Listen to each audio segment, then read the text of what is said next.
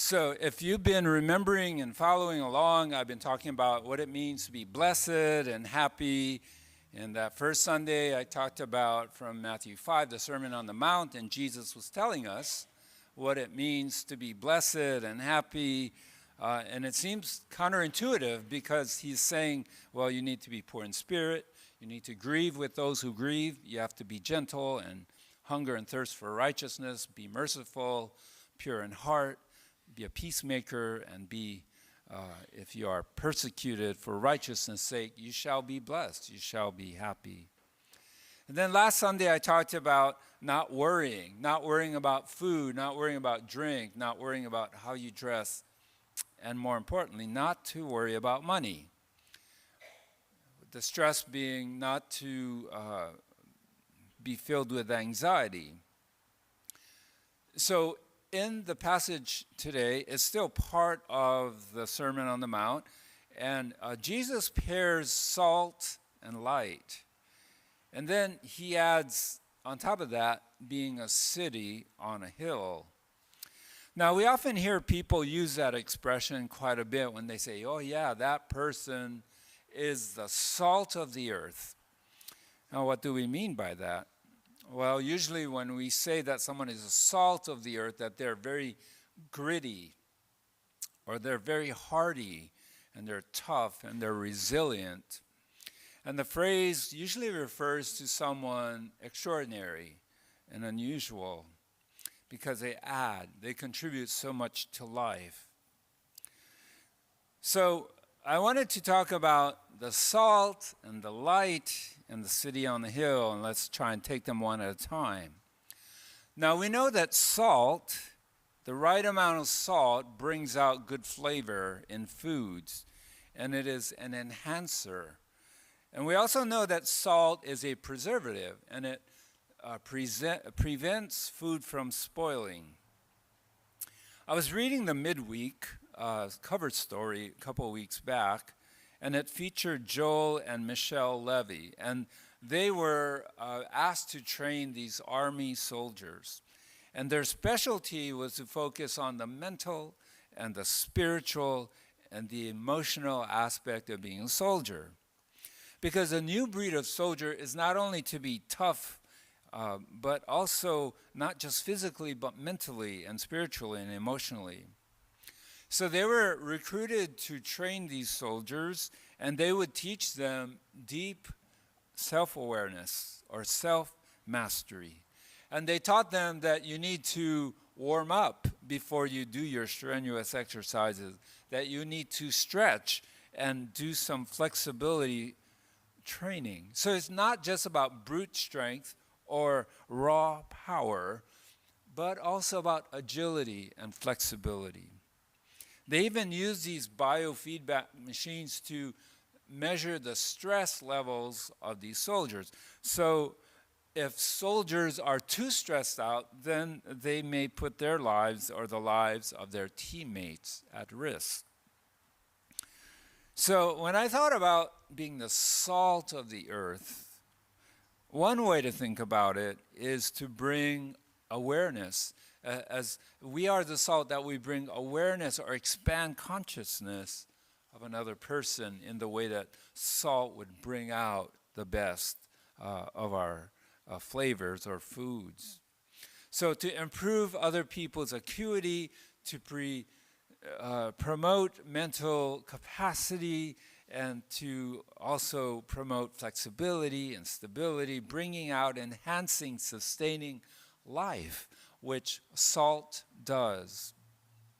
At least that's on the outside, on the surface of things. Salt has a visible impact. But according to science, salt has a crucial role of what happens inside the body. And I'm sure some of you who have the medical background, or Chris could tell me this.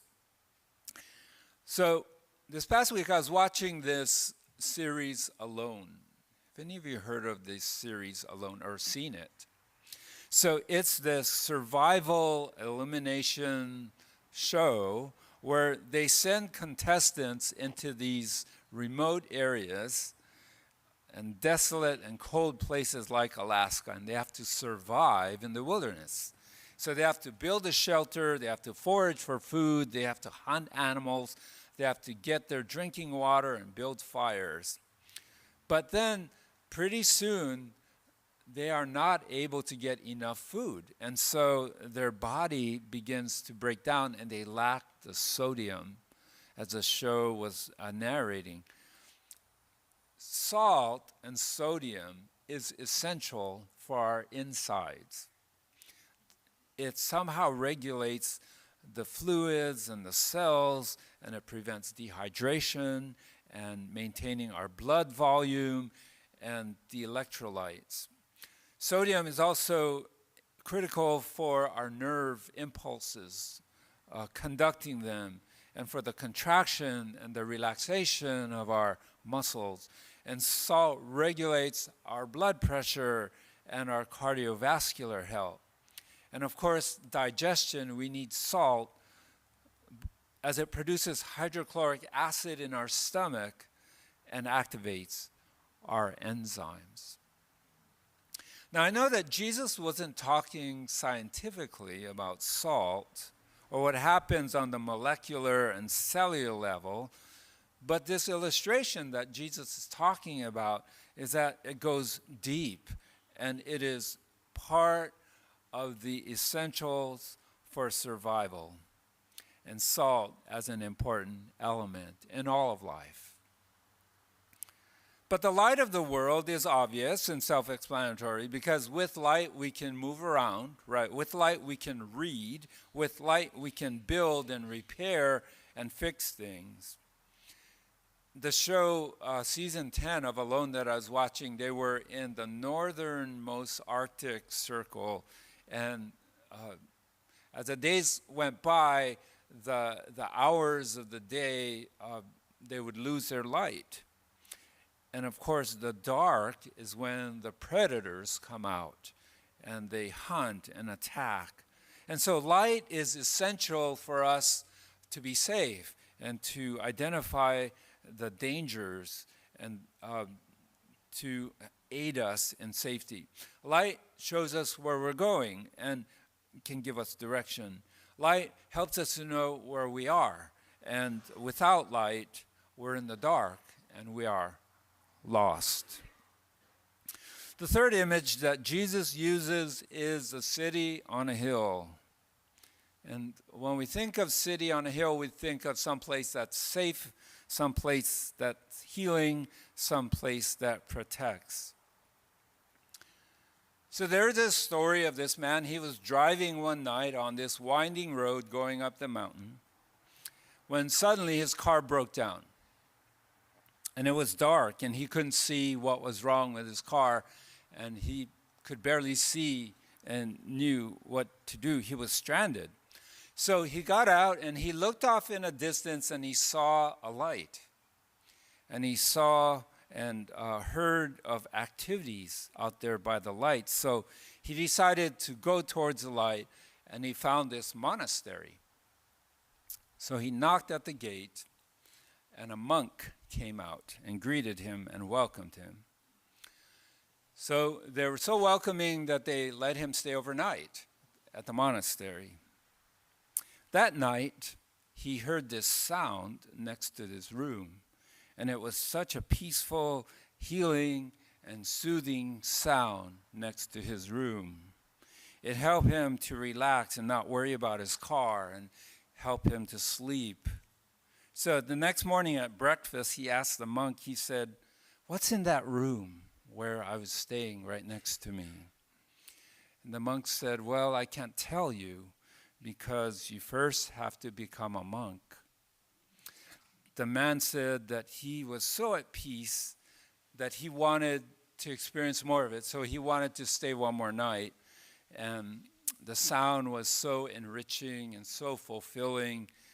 And at breakfast the next day, he said, "I really want to know what's in that room. Can you tell me?" And the monk said, "I'm sorry, but I could only tell you if you become a monk." So the man left and went about his life and had his car repaired. And several years later, he came back with his family, and he said, "Yeah, this is the place where I stayed, and there was this beautiful sound and feeling from the room right next to me. Do you want to know what was in that room? I can't tell you because you're not a monk. So the city on the hill evokes curiosity and has mystery, and it attracts the hungry and the thirsty. The city on the hill promotes peace and harmony and tranquility and community. And what an appropriate image for the church to be that city on the hill where people can come and worship for 1 hour on a Sunday, and then people leave wanting more. That's the image of the city on the hill. So as Jackie was telling us, the next week we start the Lenten season. And so when we do, we can think about this image of salt bringing awareness and consciousness and knowledge and wisdom. And salt promotes life, enhances life, and supplements life. As Jesus, we are Jesus' spice in the world. And salt keeps the body functioning properly with balance and preventing dehydration. Salt is crucial. Salt is critical and essential. Salt is integral and vital to living and existence. So when Jesus says, "You are the salt of the earth," it means that each one of you is critical. Each one of you is vital. Each one of you is essential. Each one of you is valuable and integral to life. And to those for whom you are related to, you are essential. Especially those who you relate to and interact with, and those who rely on you. You are their salt. And we cannot underestimate or diminish. During COVID, we were told, well, only those who are essential workers are allowed to work. Where we are all essential workers. We are all valuable and needed. And we are all the salt of the earth. And we are not to be diminished in our value and not to be downplayed. We're all lights pointing to the ultimate source of light. We provide illumination, direction, and the opportunity for liberation and transformation and resurrection. We are like a string of lights that hang and give illumination for those in darkness. We're a city on a hill that embodies and emits the hope of those who are searching, for those who are hurting, those who are wandering. And as a city on a hill that provides awe and wow and being welcoming and being opening for people, so that people are drawn to the city on the hill, a place where people can find peace and strength and encouragement along the journey, a place where people can feel safe and secure, because we know that the world continues to be divided and hostile and violent. A place where for at least maybe an hour on Sunday we can have harmony and serenity, and we can have recovery from the week. So we are the salt, we are the light, and we are the city on the hill. Amen.